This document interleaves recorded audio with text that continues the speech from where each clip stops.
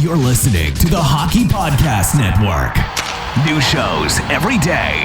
Find us at thehockeypodcastnetwork.com or wherever you get your podcasts from.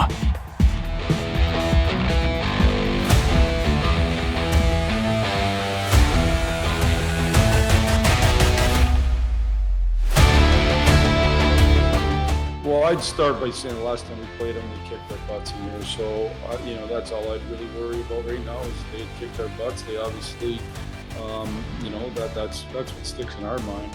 We're not necessarily, our guys aren't watching them play on a consistent basis or watching their record or anything like that. What they have fresh in their mind is the fact we got our butts kicked in here last time, and so we better come ready to play with a great sense of urgency. And hi, everybody. Welcome to Red Wings Rant, where tirades and impassioned pleas for your Detroit Red Wings finally have a home. Today, we'll be discussing the Montreal Canadiens game, of course, against our Detroit Red Wings. And we'll go over some of the narratives, including what Jeff Blashill just said. Can we retaliate after quite the shellacking, the 6-1 loss earlier in the season? And we'll take a look at some of the deep cut analytics to try and find a victory against said Montreal Canadiens tonight. Stick around. Let's have a little bit of fun here. We'll take a quick look here at the injuries for the Montreal Canadiens. We know that there are huge names that are out for the entire season for Montreal, including Shea Weber and Carey Price. But we can highlight here Matthew Perreault, who, of course, got the hat trick against the Detroit Red Wings in the last game, will be out because of his eye. Out for the Red Wings is going to include, of course, Tyler Bertuzzi. We also have announced earlier today Dylan Larkin will be missing the game due to personal reasons, something that immediately starts to tug at your eyeballs and your heart because those personal reasons aren't usually good when you are missing a game. So hopefully everything's okay with Dylan, and we'll be thinking about you tonight, Dylan. Also reported Adam Ernie will be in tonight, so we'll see where he's going to land in the lineup. And still questionable for tonight is Gustav Lindstrom. We never really did get a for sure report on what was going on with his injury, but as far as we know, he is questionable for tonight, not officially in, not officially out. And surrounding the Dylan Larkin injury, we do have the notation by Jeff that Michael Rasmussen will be elevated to the first line. So he's going to be playing with Robby Fabbri, who, of course, is replacing Tyler Bertuzzi on that first line while he's out, and Lucas Raymond. And we also had mentioned that Joe Veleno will be centering the line as well. Should be fun to see where that ends up. I can imagine that for the most part, they want to keep the second line together. I don't know if this means that Pius Suter is going to be out as a center, if this means that Joe Veleno will be filling in somewhere in the third line, or hopefully not, but could also be in the fourth line. My fingers are crossed that this is a second line elevation for Joe Veleno, and he'll be taking over on the center position there. And there should be something that we cross our fingers continues when Dylan Larkin comes back. Worth noting that between Thomas Greiss, Alex Nedeljkovic, and Jake Allen, there is not too big of a margin between their three performances thus far this season. As you take a look at the expected, the goals saved above expected, being that Thomas Greiss is at a 0.8 and Jake Allen is at a negative 1.16. Nowhere is that statistically significant to say that Jake isn't still playing in the same realm as those two goalies. So if Jake is in net tonight, I do figure that to be a pretty even matchup. If we can agree that the goaltending matchup analytically looks pretty even, and we can start to look at the offenses between these two teams to see which can outscore the other. In the first 5 games for the Montreal Canadiens season, they were scoring less than a goal per game, but in the last 5 games, they've increased that to 3 goals per game, of course, including the 6-1, as previously mentioned, shellacking of your Detroit Red Wings. As we dive deeper into Montreal's offense, it's worth noting that with Matthew Perreault being at the top of the goals for per 60 list for the Canadiens, he does only have those 3 goals against the Detroit Red Wings to his name. And of course, as we mentioned before, he will be out for this game. Jonathan Drouin seems to be the name to be taken a peek at, with 7 points so far through 10 games for the Montreal Canadiens. But even then, your goal leader for the Montreal Canadiens is Mike Hoffman, who's down at the 2 for goals for per 60. And that is strictly us taking a peek at what these players have been able to do from an actual production standpoint. But when we look at the effort and we look at the possession and we look at the quality of shots, it is Sami Niku, who did get a power play point against the Detroit Red Wings back We played them earlier in October.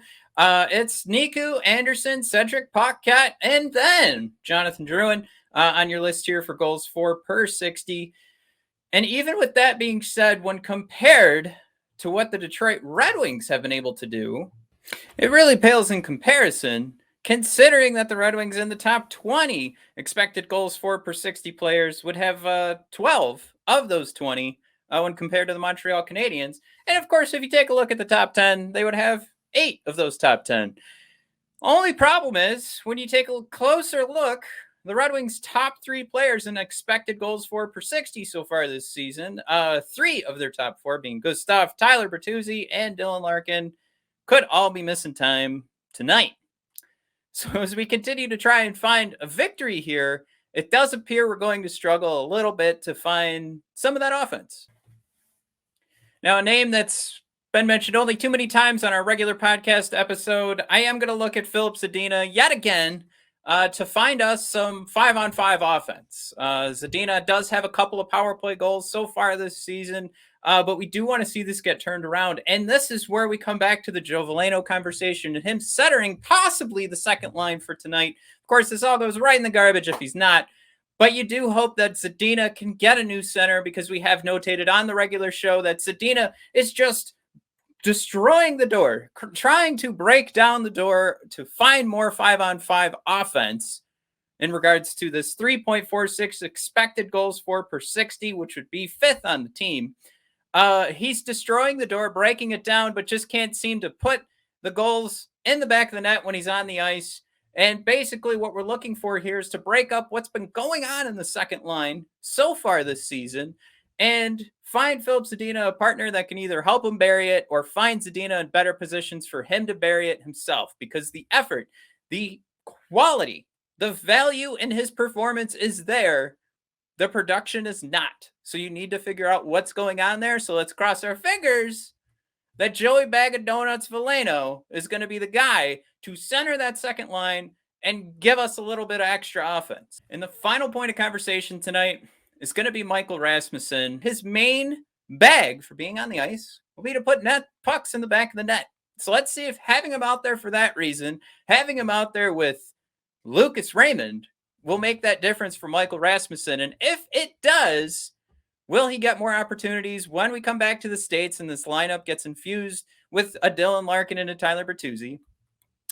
And if it does not, then we start the conversation of what do we do with Michael Rasmussen next?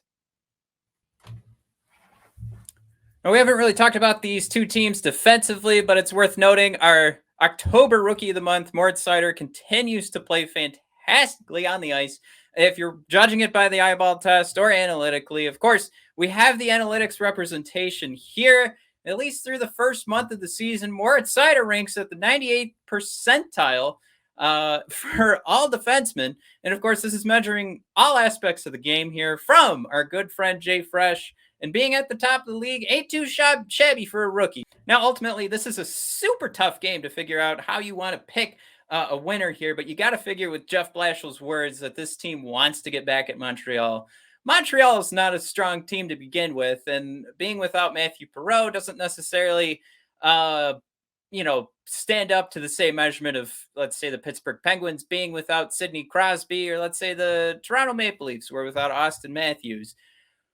But that is at least something to the effect that he had success in the last game against the Red Wings, and we won't have to worry about something like a Detroit Red Wings world beater being born this season. But to that effect, the Red Wings will be without still Tyler Bertuzzi, who the Red Wings can't seem to find a win when he's not on the ice, and we'll be without Dylan Larkin as well. And you could definitely make the argument those are our two best offensive players. And you just hate to see that your first line is going to have two guys that aren't normally on the first line.